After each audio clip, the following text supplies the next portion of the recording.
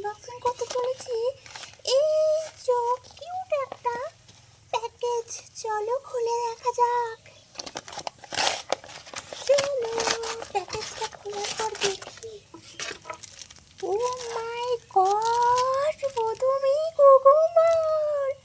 তো এটা হচ্ছে ফেস মাস্ক। তো এখানে কপিস আছে, আমি এটা মিঠু থেকে পারচেস করেছি।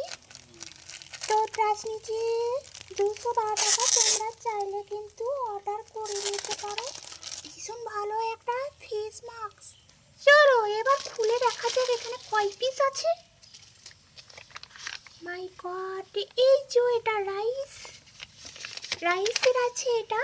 তারপরে আছে হানি, দেখা যাচ্ছে। তারপরে আছে হানি।